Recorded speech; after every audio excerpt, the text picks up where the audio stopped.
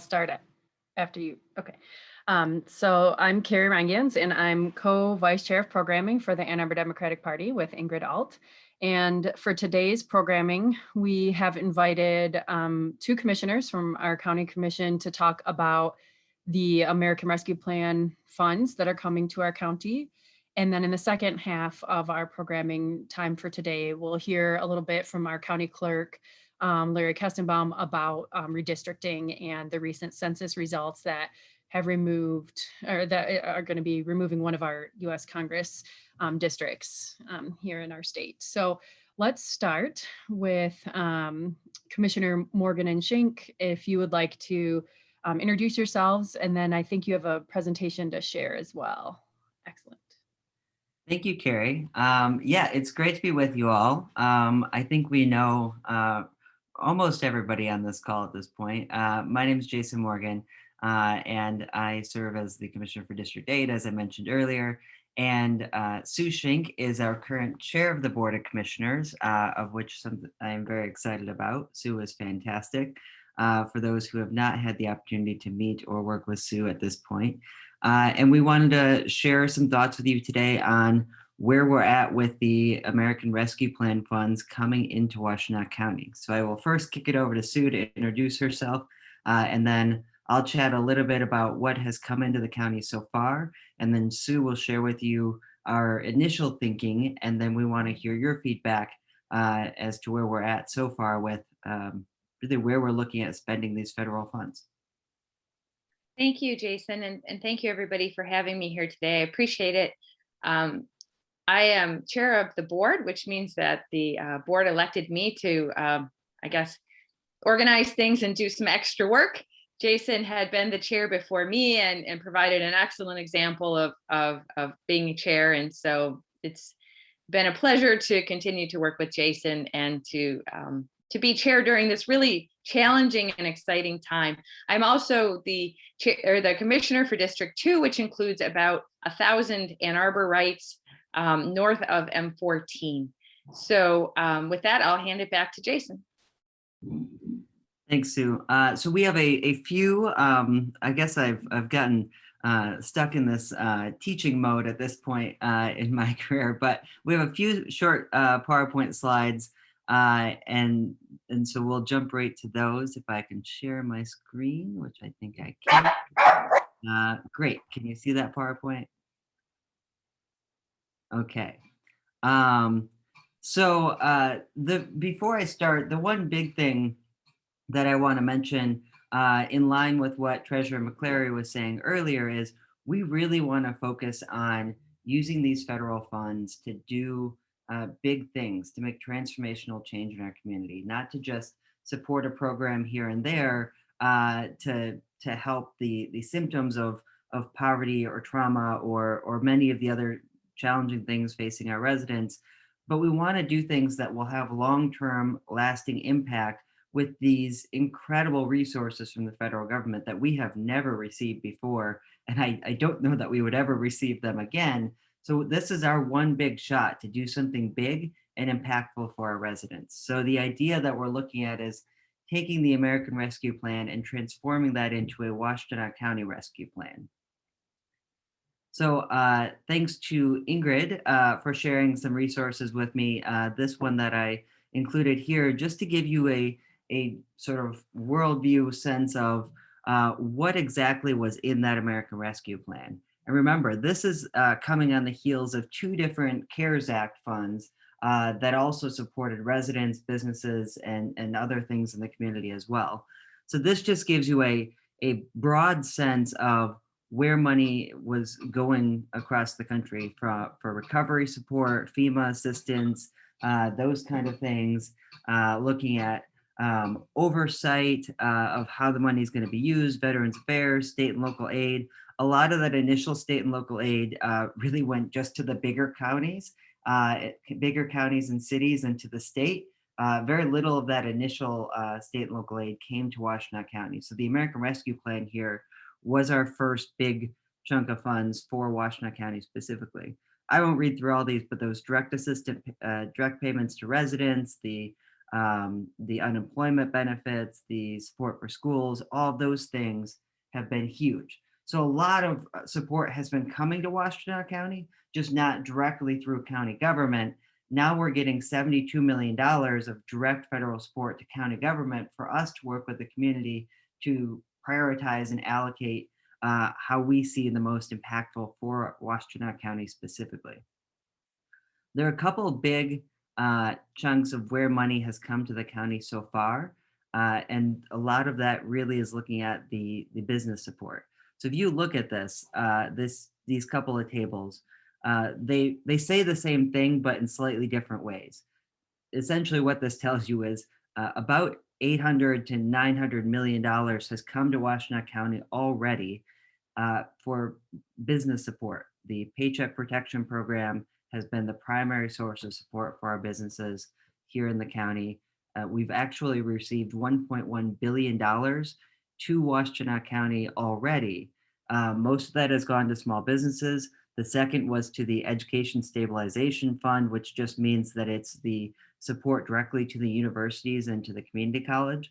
So I think the University of Michigan got something like 50 or 60 $1 million. Eastern Michigan got tens of millions of dollars. Washtenaw got, I think, probably $30 million, maybe a little bit more, depending on the several rounds of funding.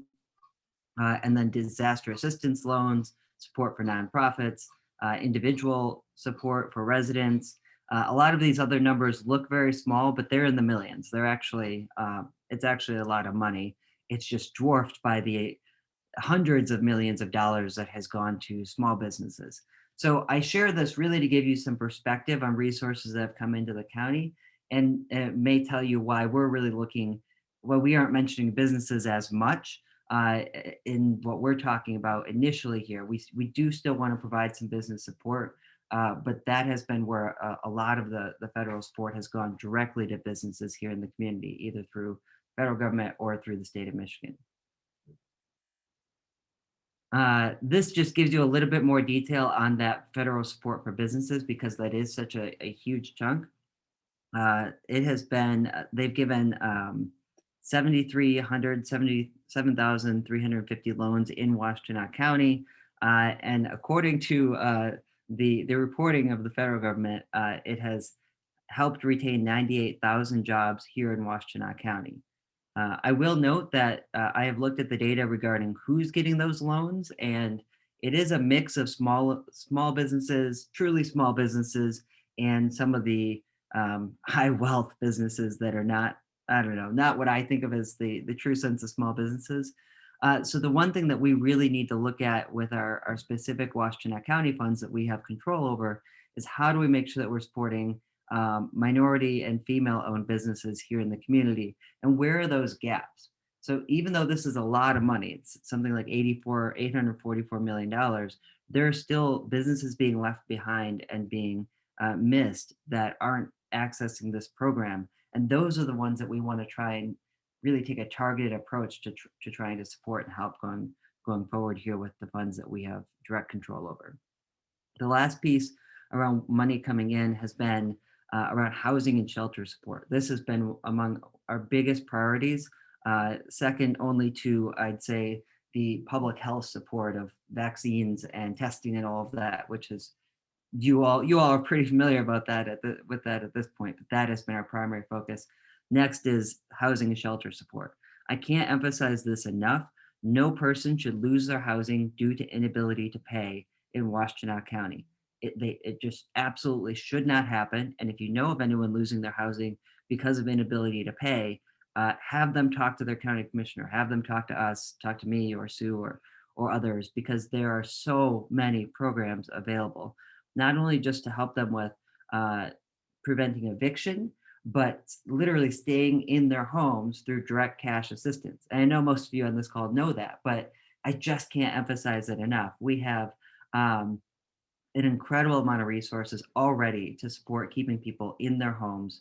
And that has been our focus, is not just saying we won't evict you, but we want to keep you in your home, help you pay down that rent, not just immediately, but for folks struggling, depending on the circumstances, you may be able to get assistance to keep you in your home for the next 6 months as well.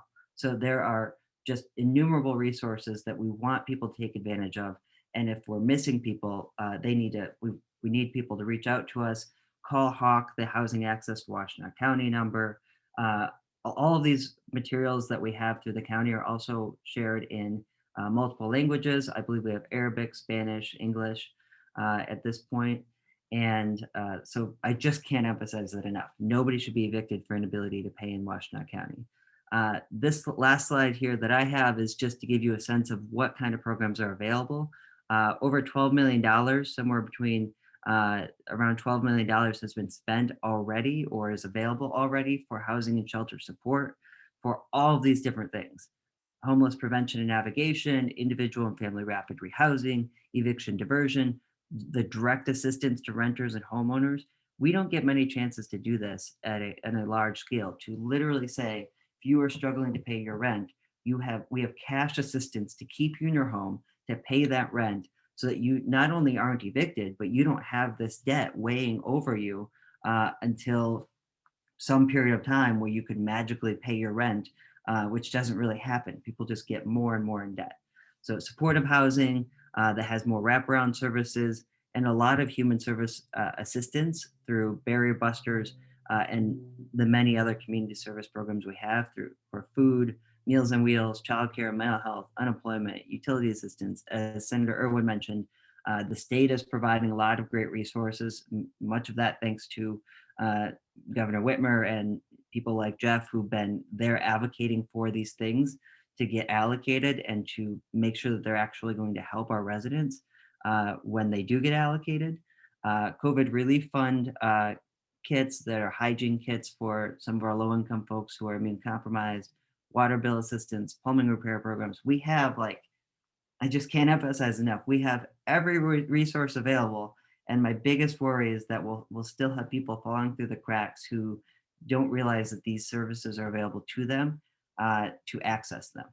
So that's my soapbox of the day. And I will hand things over to Sue Shink to talk about some of the initial things that we're considering.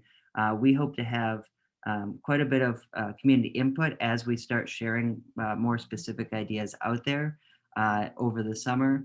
And I will hand it over to Sue.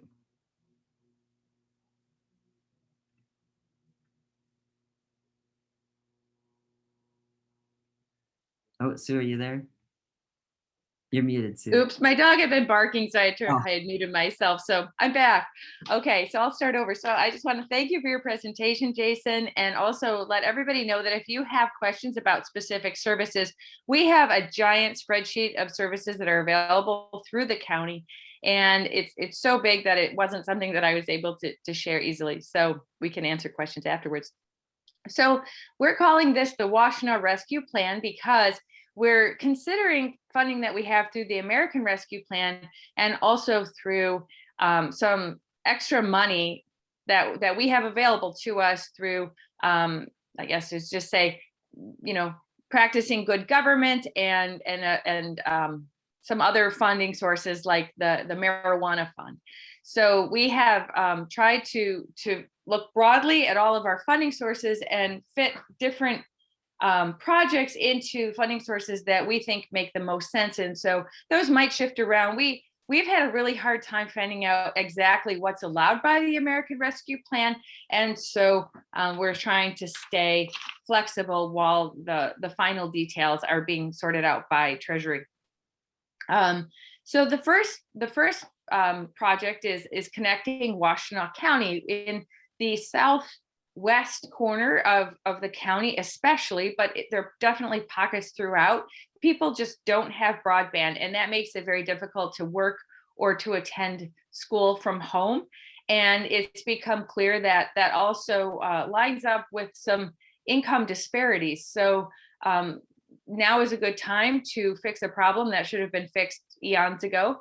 And so we're looking at trying to finish out the broadband infrastructure. There was already some money coming to that, but we think we need about $6 million to help finish the job. And we're looking at encouraging townships to also contribute to that if they're able. Some can and some can't. We are also looking at allocating some money to help people who might not be internet savvy to get on internet and use it. And also then there are some people who even with that will still need some monetary support to be able to access the internet. And we really want everybody to be able to access internet. It's a utility and it needs to be happening. So another thing that we're working on is disrupting generational poverty. The county is the safety net for the community. A lot of our services are based on keeping people safe. We want to do more. We want to change the trajectory of people's lives. We're adding some resources can do that. So we're looking at expanding preschool. We're looking at children's savings accounts, which are accounts that all children who attend public school would get. If they qualify for free or reduced lunch, they would get $500. If they didn't, they would get the minimum, which I believe is $25. And it's shown that 40% of kids who were not really headed toward college will, just from having a children's savings account, either go to college or attend some other post-high school program. We're looking at supporting a financial empowerment center. This was something that was in the works pre-COVID, where people would get financial advice, but not just advice. They would also get some funding to help them to get on a better financial track. And then also addressing housing affordability and homelessness. Fostering a sustainable community. We're looking at funding climate change planning, so developing a climate action plan, and then doing some work to move on that climate action plan. We've done a lot. We have a lot more to do, and we want to be a resource for the entire county as the whole county is going through the process of reducing its carbon emissions and getting ready for potentially catastrophic weather. Supporting a strong local economy. Jason spent a long time talking about the job support. We want to allocate some money. I guess I haven't been telling you all the numbers, but they're pretty general anyway. So we want to put about $7 million towards supporting a strong local economy. And we want to make sure that we're catching those businesses who might have been left out of other programs. Investing in our health and well-being. We still have a long way to go to support our health department through working through this pandemic. And so there's still going to be money spent on getting people vaccinated. We have about 60% of our residents vaccinated now, 60% of people 16 and older. We really would like to get that number as high as possible.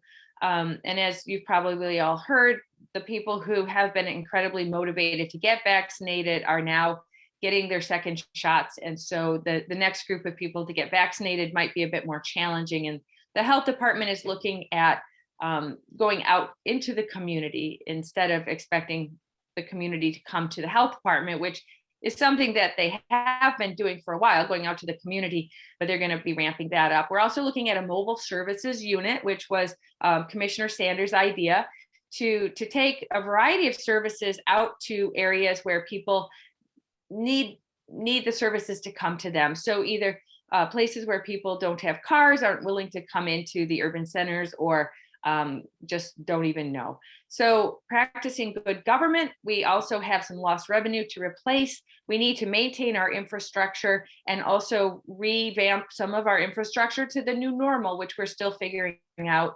And then we also have been planning to, we did a salary study a few years ago, and we're in the process of trying to implement that. We want to pay our employees what they deserve. And we also want to implement a paid parental leave program so that when people come and work for the county, they can have children and take care of them without jeopardizing their job. So those are kind of general buckets. There's a lot of work to be done to flesh out the details and make sure that these efforts operationalize effectively. We're also interested in your input, and we're interested in the community's input. This is really initial framework to get ready to go out and start to have these bigger, more public conversations. And actually, this is our first public conversation of all of this. So thanks a lot. I'll hand it back to you, Jason. Thanks, Sue. So with that, I will I'll stop sharing my screen here, but we do want to see if there are any initial thoughts. Yeah, as Sue said, this is the first we've shared any of this. Treasurer McClary? This is Actually, maybe I'm awesome. supposed to kick it to Carrie. I don't know. I think Carrie's in charge. It's okay. You are welcome to field your own questions, but I have some prepared as a moderator if you need any, which you probably won't. So just keep things going and I'll get out of your way. Thanks. This is awesome. And the 6 categories are things people can remember and can work toward and can expand upon. And they're the right 6 categories and they cover what we need. The work that's been put into this is extraordinary. Thank you, Sue. Thank you, Jason. I have a question and then a comment. My question is, at some point in this conversation, could you fill in the dollar amounts for all 6 of them in a broad estimated way? And then my comments have to do with item number 2, generational poverty, and item number 6, good governance. In terms of generational poverty, what we are discovering with our focus groups and our discussion with our customers and our clients regarding financial empowerment, financial education, is we do not have sufficient income tax preparation in this county. And I'd like to see those words put in that category somehow. It is the foundation for anyone getting any programs that require eligibility, for getting the MISHTA funding, for getting a property tax credit, for getting a poverty exemption. So while United Way runs a good program, they run it only during a season, not year round. We need it year round.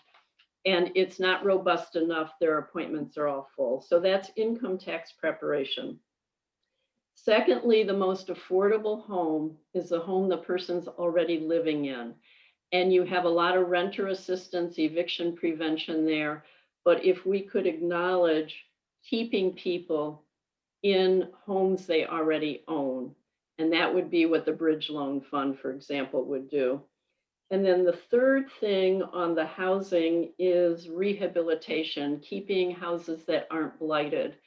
And I know there will be money for rehabilitation, but also it does require income tax prep to prove that you're eligible for the rehabilitation. So that has to do with item number 2.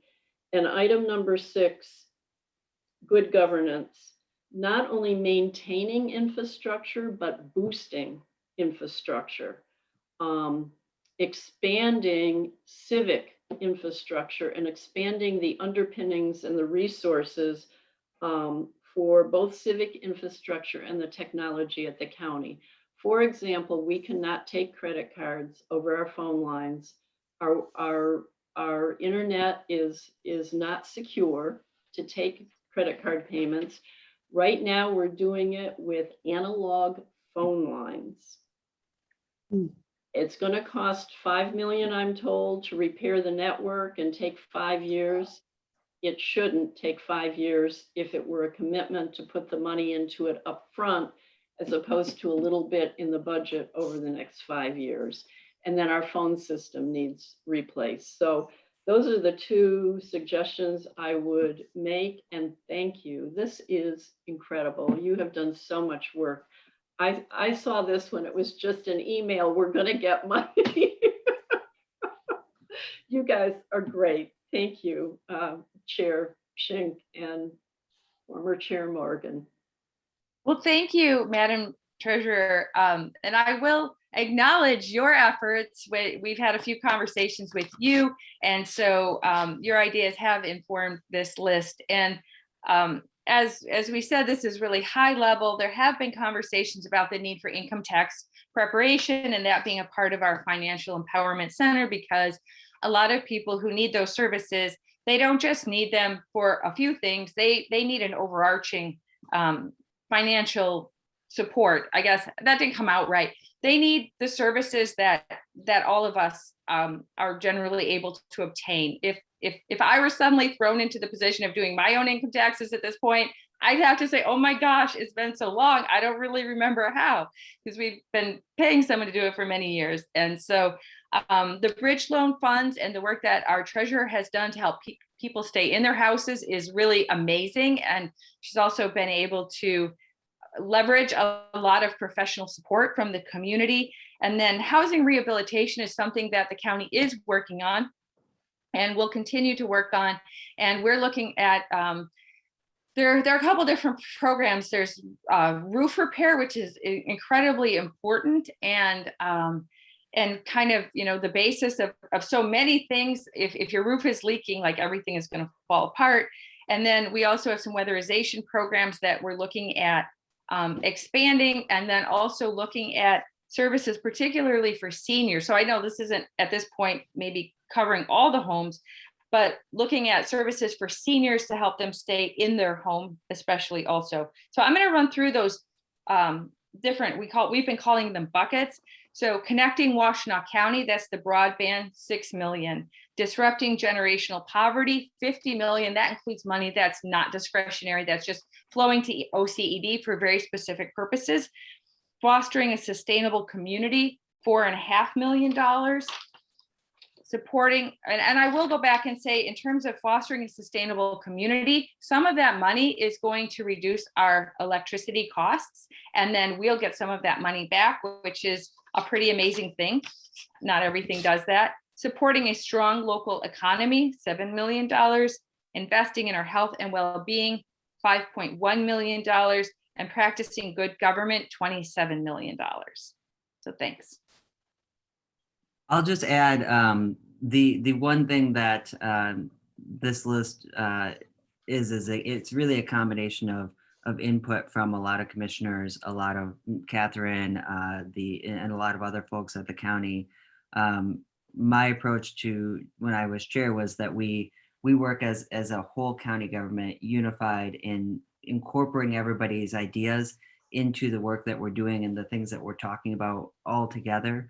And Sue has continued that exact same approach of being collaborative and inclusive and listening to everyone, trying to talk to everyone as much as possible, to really make sure that none of this is just one single commissioner's idea, but it's all a collective county set of ideas so far, and it will continue to be that throughout the process, which as some of you who serve in local government know, that is not easy. It requires a lot of collaboration, conversation, and really working with everyone in a friendly and really good way.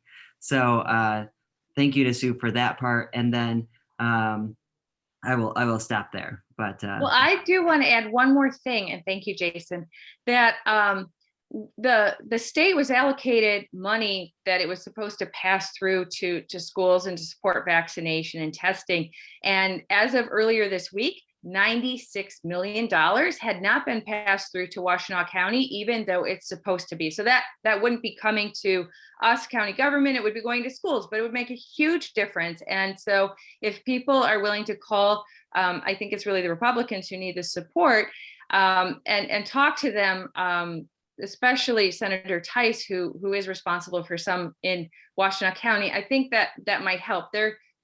Since we're at a Democratic meeting, just say that they're basing some of their actions on things that we probably don't think are true.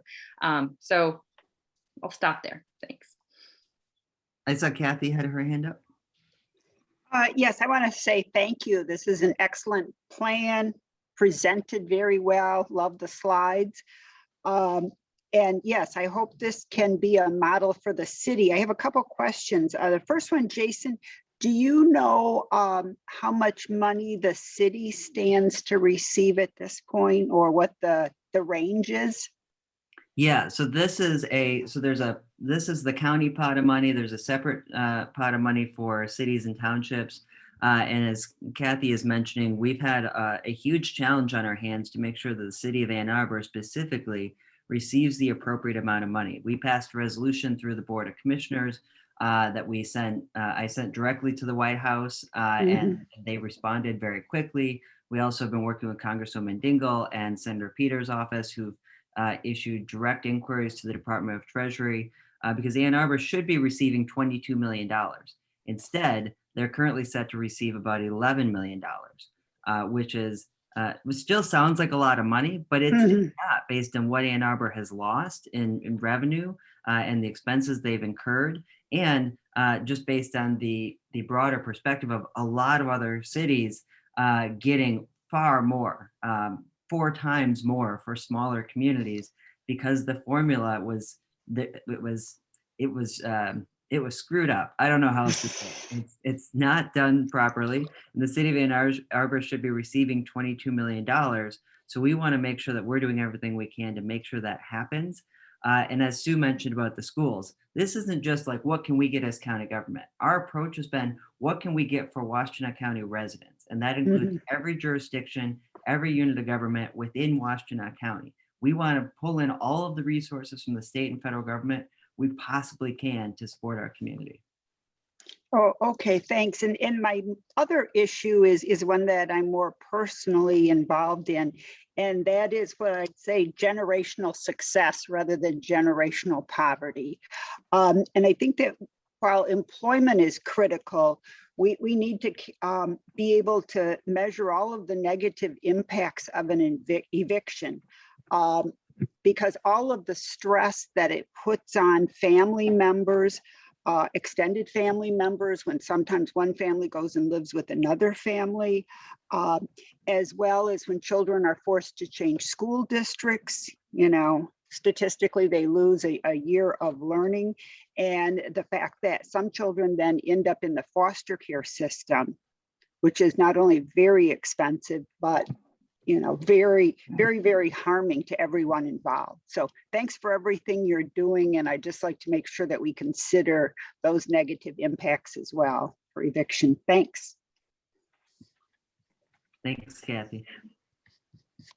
Great. there Well, other- well, it is almost time to move to our second half of the programming. And so, I'm wondering if we have one more question for this panel, and then we can move to the second half of our programming today. I see Ingrid has a hand up. I do. I just have a quick question. It is my understanding that this is a large amount of money, very large amount of money. And it is my understanding that if we don't spend it by a certain date, and I can't remember that exact date, but if we don't spend it, it will go back to the Treasury. Is that your understanding as well? So we're under pressure, right? We have until 2024 to spend this money, which is different than most of the other rounds of funding. A lot of the other funding sources have been within like 6 months or 3 months. Because you'll notice the rules and restrictions around this pool of money are so different than every prior round, because Democrats passed this funding and they were more responsible about giving us the ability to spend it thoughtfully and in the most useful and strategic way possible for our residents, rather than just making it available for a minute and then pulling it back if we don't use it real quick. They've given us a lot of time to really be thoughtful about how we want to use this money. And that's what we're going to do. So we're going to, for example, with the broadband funding, we're going to make sure we set aside funds for broadband because it is critically important.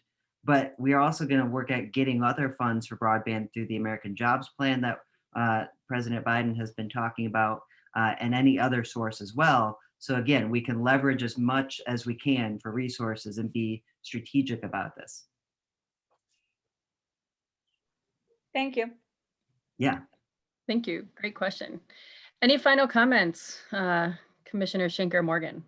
I'll just say, and maybe Sue has more, but the big thing for us is give us feedback and input. We will have a public engagement process over the next couple of months here.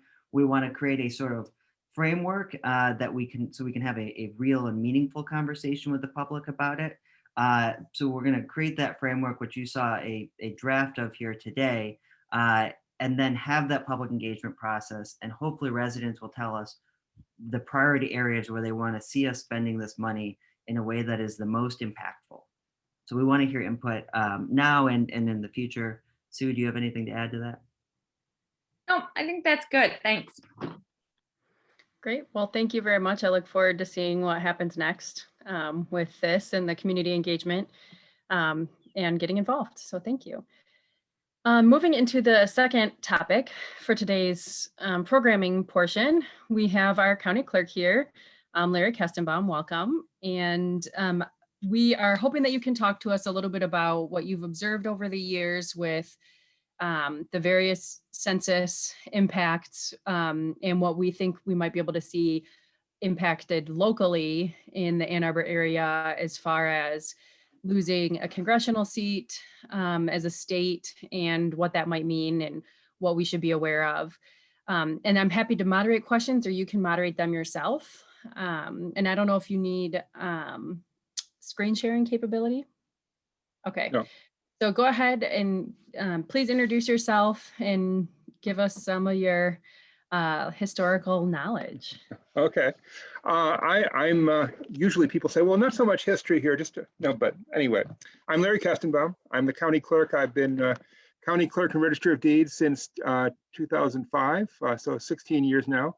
I was elected in 2004 as the first Democratic county clerk in Washtenaw County in 7 decades. It was held by Republicans for all that time, although 7 decades was 4 people. I'm also the first college graduate in 7 decades because the last Democrat to be county clerk, which was Harry Atwell in 1933 and 34, he was elected in 32 and defeated in 34. He was a professor of engineering at U of M and the founder of the Atwell Hicks engineering firm that still exists. Anyway, I've been involved in districting one way or another going back many rounds. In 82, I was involved in the county commission districting in Ingham County in 81, 82. And then in the 90s, I worked for a consulting firm that did some work for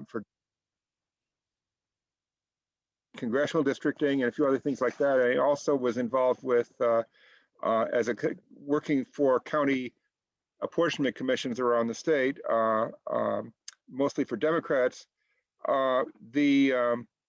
In 2000, I was a county commissioner at that time, a Washtenaw County commissioner, and I was basically advocating on behalf of the county board in front of the county apportionment commission.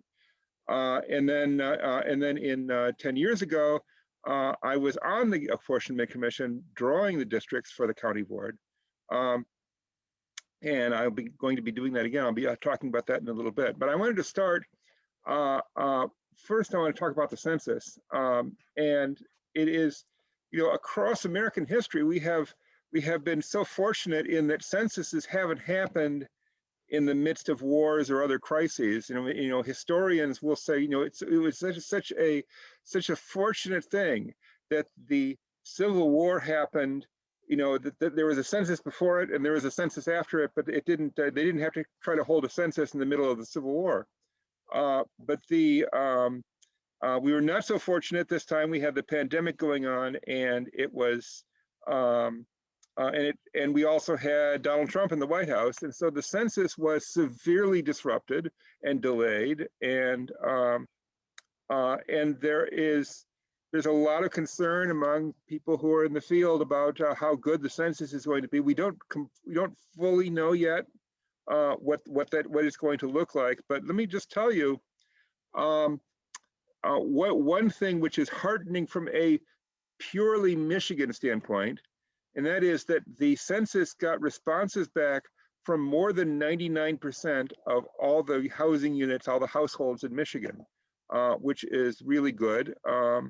That doesn't mean there wasn't an undercount.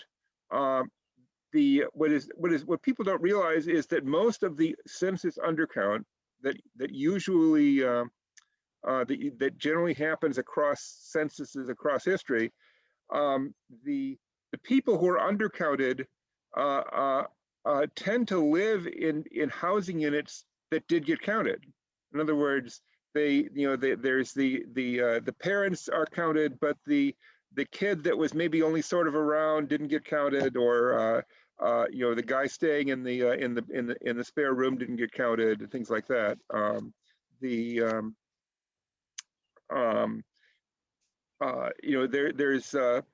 There's it's sort of like the Cinderella story, where the prince or whatever is going around to every house in the kingdom looking for the who fits this glass slipper, and in fact doing a census of all the girls or whatever, all the young women in the kingdom, and almost misses Cinderella because she wasn't counted as part of the census of her household. She wasn't. They didn't. He went to her house and she wasn't one of the people who was there to have the glass slipper tried on. So that's how undercount tends to work. But still, the fact that they did do what appears to be a complete census in Michigan is heartening about what kind of data we're going to have. Now, what we have so far from the census, there are the state counts, which tend to be the most reliable because basically everything is shoveled in. There are very few people where there's some doubt about what state that they're in, and so the state counts tend to be complete, and then the errors come when you take the state numbers and divide them up among counties and townships and cities and census tracts and blocks and things like that, and historically, again, looking at districting, that's when you find all kinds of errors of people being misplaced. And the term that you're all going to hear a bunch of is PL 94-171 data. Okay, so that's PL 94-171 data. People are going to rattle that off a lot. You're going to hear that because that is the detailed information that is provided by the census for use in redistricting. And there's a dash between the 94 and the 171, by the way. But what that means is public law of the 94th Congress, Act 171 is what. But anyway, PL 94-171 data, when they publish it, it basically has for every block in the country. And all the things that all the higher levels of accumulation besides blocks, cities, townships, census tracts, everything else. It provides the number of people. It also provides data by race, which is enormously more detailed than it used to be, because now we have people can put down 1 or 2 or 3 races if they identify with more than one, and there's there are a number of different what are considered to be for census purposes racial groups, like I don't know, Thai and Samoan and so forth, and those are all broken out separately, even in the PL 94-171 data. So it doesn't have demographic information, like it doesn't have gender, it doesn't have households, it doesn't have income, anything like that. It just has number of people and what race they are, and Hispanic origin. The current expectation is that we will have PL 94-171 data on September 30th, which is 6 months later than normally. We ordinarily expect to see that in March or April at the very latest, and here it is going to be September. It's still a ways off yet. And given that we're going to need having districts in place in 2022 to redraw precincts, because you don't want to you want to have if boundaries are district boundaries are going to affect the way precincts are drawn, because you don't want to have, to the extent possible, you don't want to have a precinct in 2 different districts that you have 2 different ballots, and that just multiplies the problems you can have in an election. And then you also have the filing deadline in April, and that might get pushed back a little bit, because the filing deadline was only relatively recently moved from May into April. The normal filing deadline for all August and November elected offices like county commissioner and state rep and things like that. The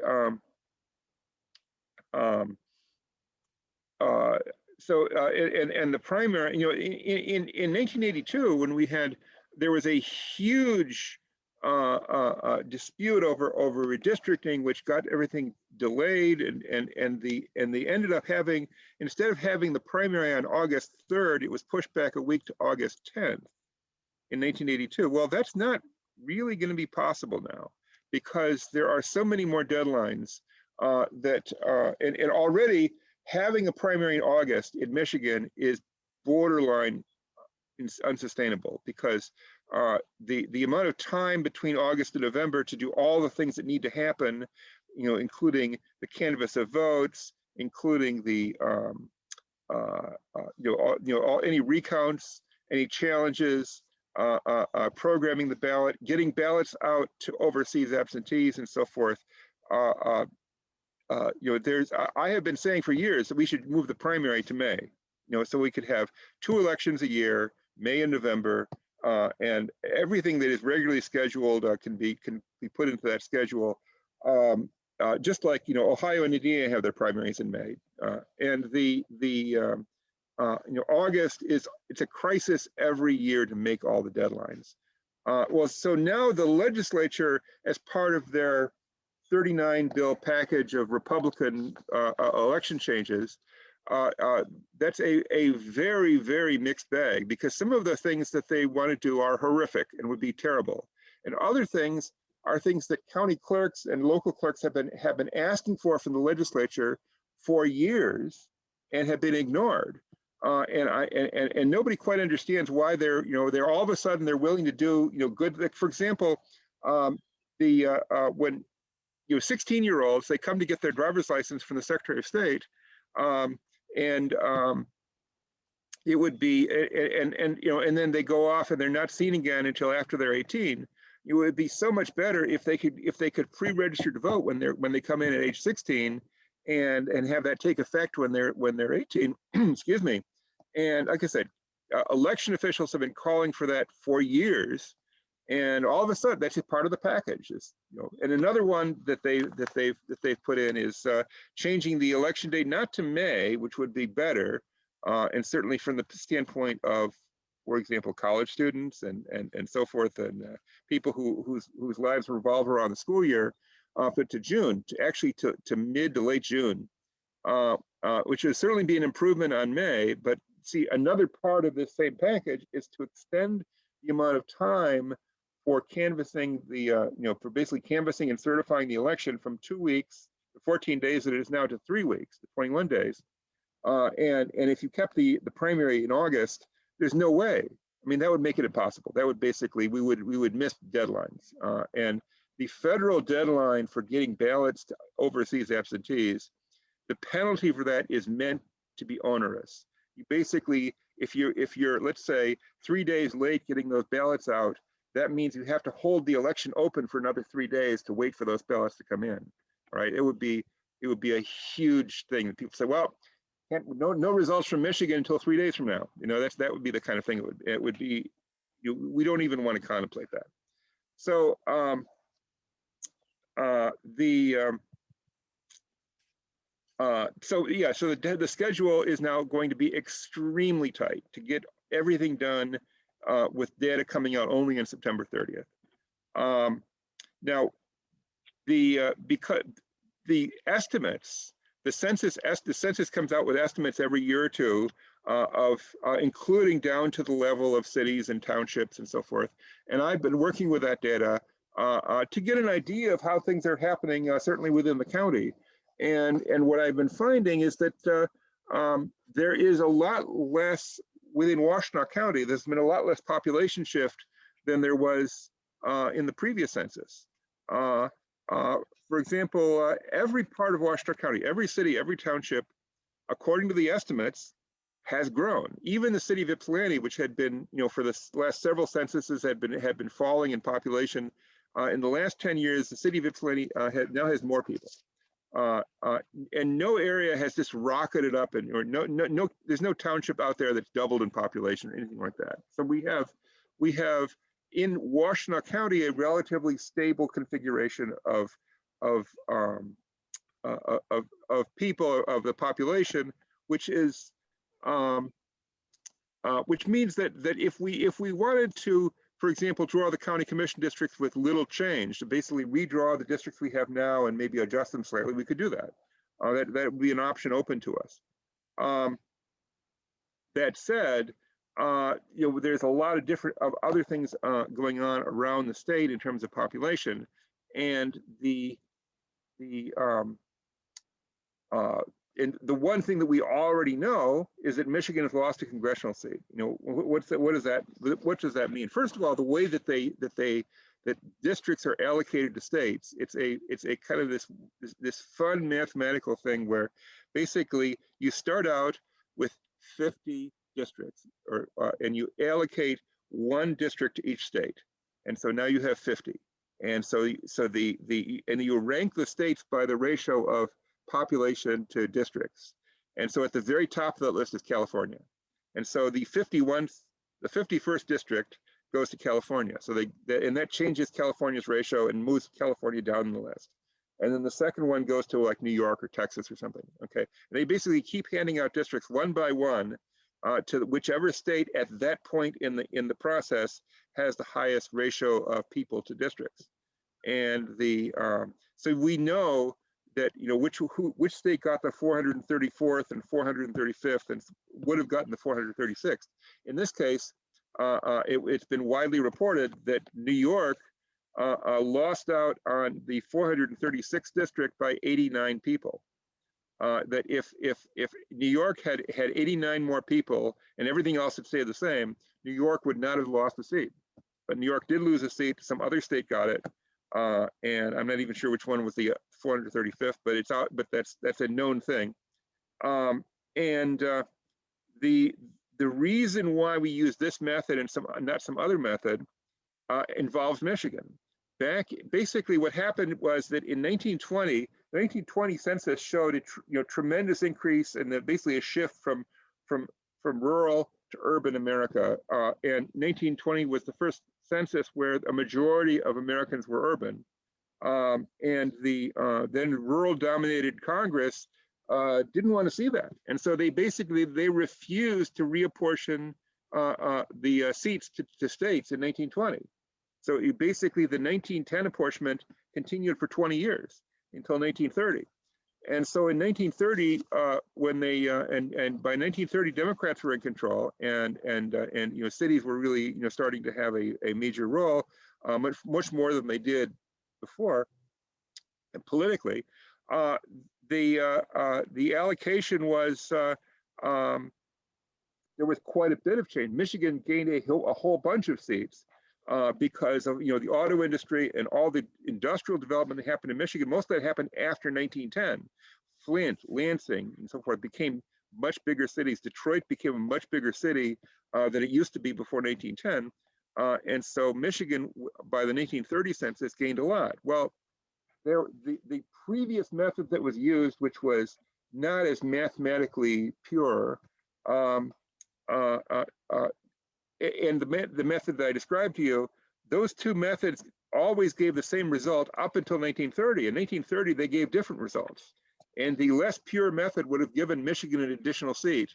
And the pure method involving the ratios of population to states like that gave that seat to Arkansas. So it was basically Arkansas or Michigan. And at the time, Arkansas was overwhelmingly Democratic and Michigan was seen as being Republican.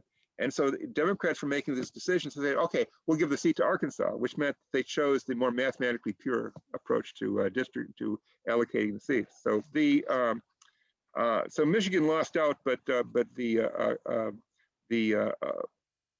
right mathematical decision was made at the time. So okay, so we have so we've lost a seat.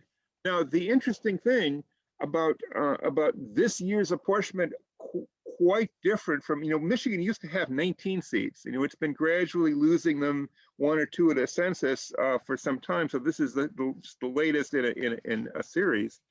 But what was always happening in the past was that the loss of population was primarily in the Metro Detroit area. And so the question was, which Detroit area district would be eliminated? That was really the way that the political calculus went. And the districts that used to be in the city of Detroit have basically moved moved outward to take in more, more suburban and even, beyond suburban territory. The district, John Dingell's father was elected in 1932 from a district that was completely within the city of Detroit.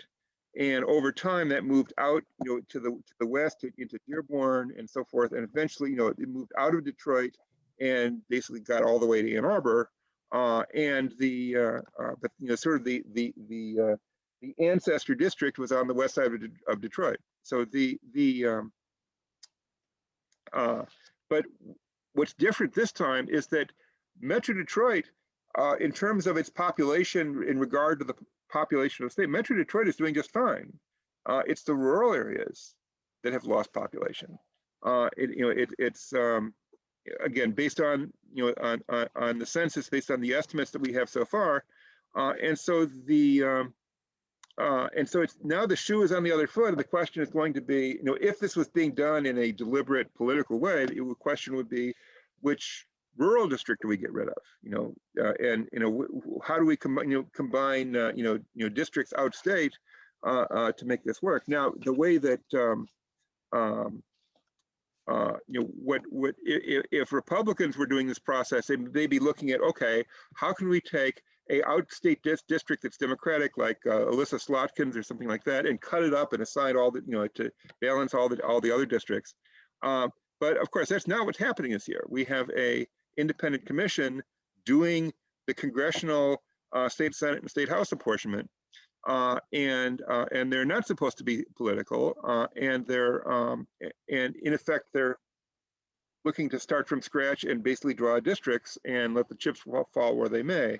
And what I have been saying about this is that the people on that commission, who are based on the constitutional provisions, they can't be political people. They have to basically people who signed up to to offer to be on this, and who don't have necessarily a lot of political background or maybe any political background, but the whole point of them being there from their own standpoint is to not have gerrymandering, to have districts that are simple and straightforward. And what I've been saying all along is that the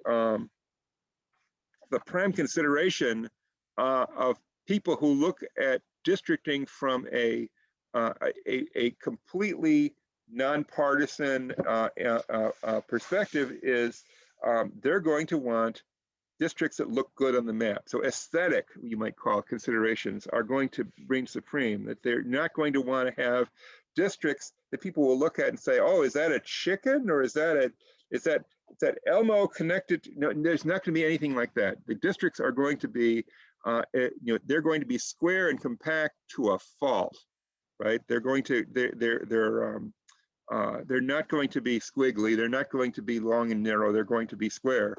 And that might not always be what what is really wanted or what is really for example, for a century there's been a district that basically runs along the coast of Lake Michigan, from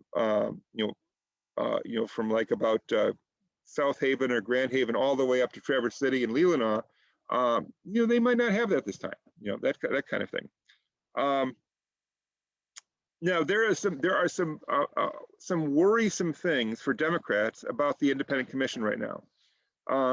One of them is that here we are, the data is not coming out till September. The commission is, oh, I'm sorry, I'm seeing what I have a lot less time than I thought. Pardon me. Let me try to I don't think I can do this in 4 minutes, but I'll try to as quickly as I can. The independent commission is not moving as quickly as we would like, given the limited schedule. They're required to hold a bunch of public hearings. They should be doing that now, and they're not doing it. There's some. It certainly looks like the commission is being lazy and deferring things, and that's not a good sign for the process. And the other not a good sign is that the commission basically they hired a consultant to help them with maps and so forth, which is probably something that they needed to do, but they they ended up hiring the consultant that the Republicans wanted.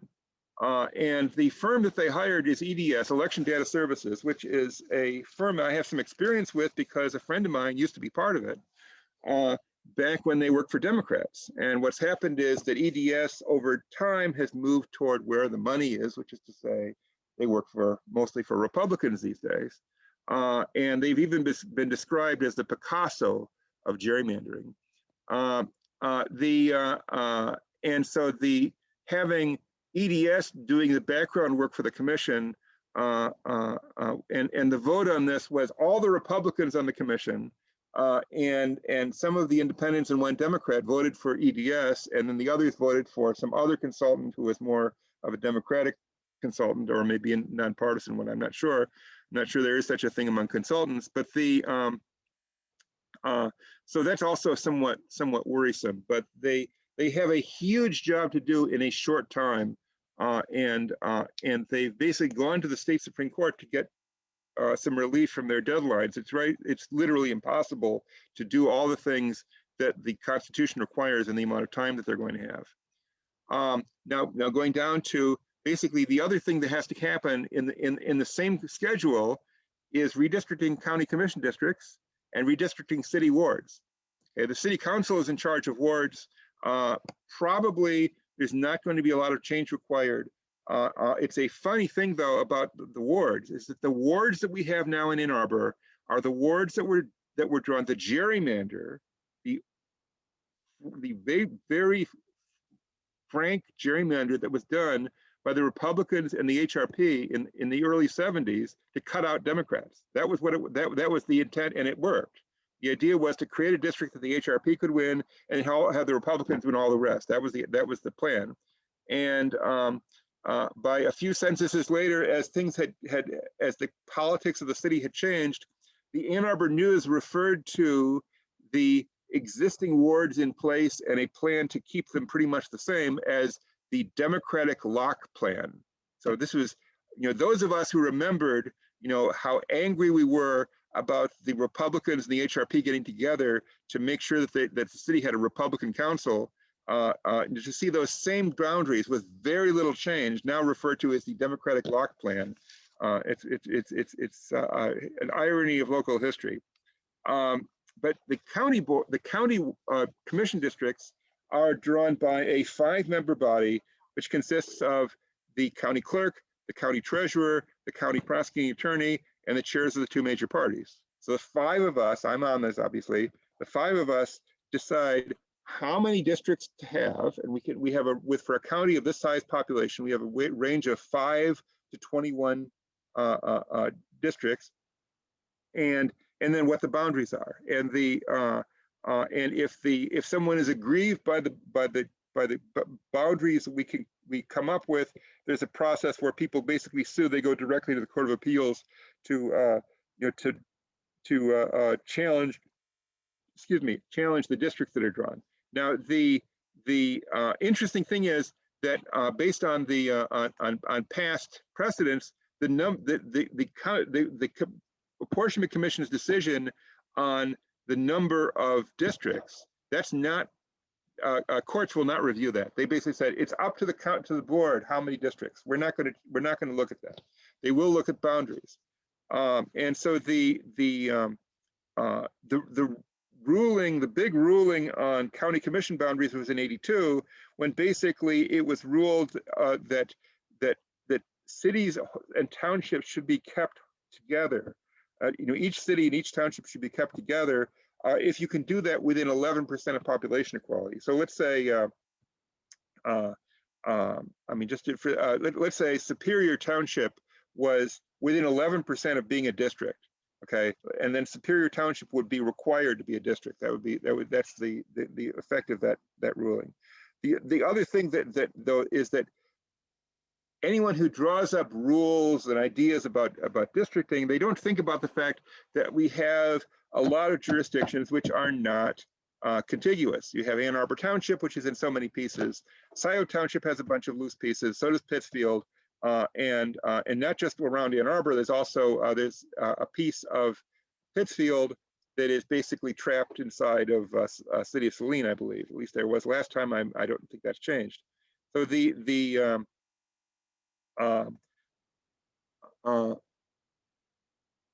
anyway, so so there's already been a lot of politicking about how we're going to do this. Again, we don't have the data yet. We do know that we could keep the same districts as we have now with very little change if we wanted to.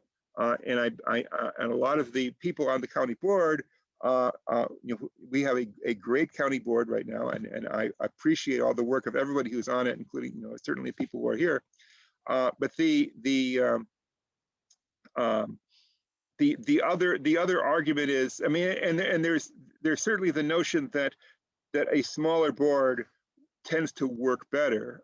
When the board used to be 15 members, it was reduced to 11, and that's a reduction of 4, but 5 people were forced out, including myself. I was a commissioner then.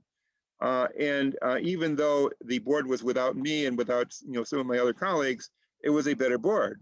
It worked better because of the numbers. Okay. But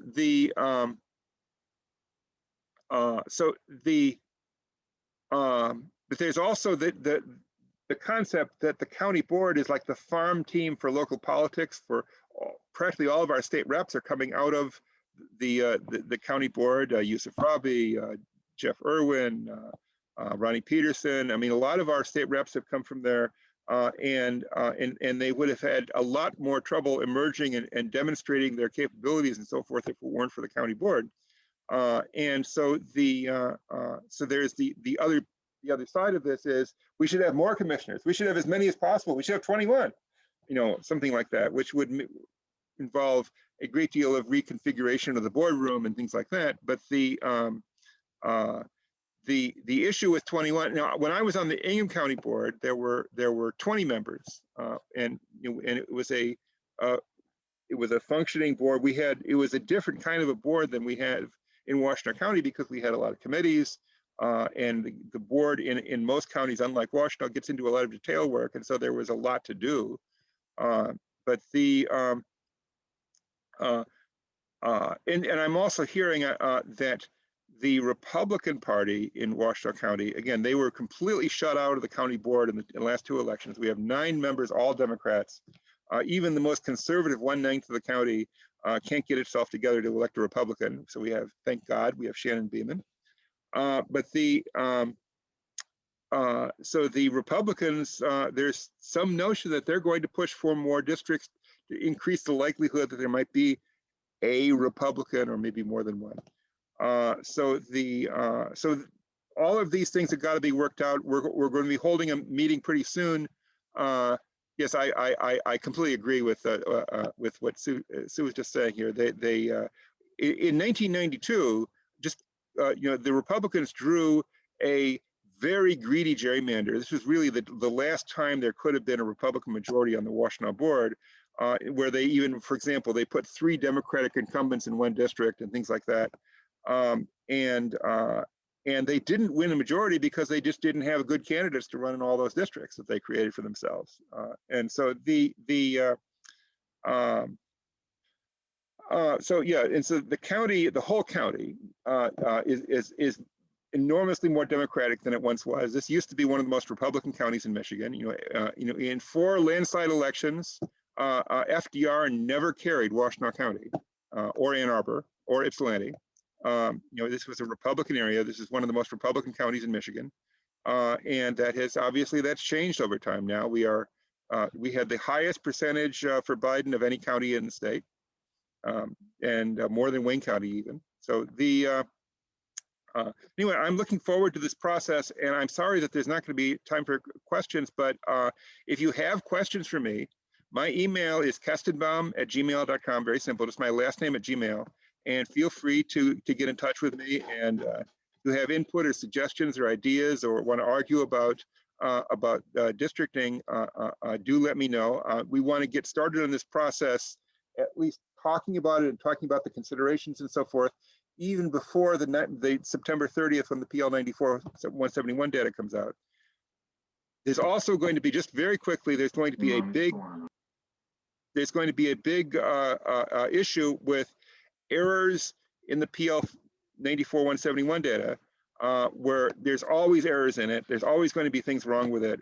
You know, some township is going to show up as 0 population or something like that. And, you know, and so there's going to be a period of trying to repair the PL 94-171 data. And that will, and also the question about prisons and jails and stuff like that, which is another hot topic of whether they should be counted. You know, right now they're counted, you know, the prisoners are in the block where they are, you know, where the prison is.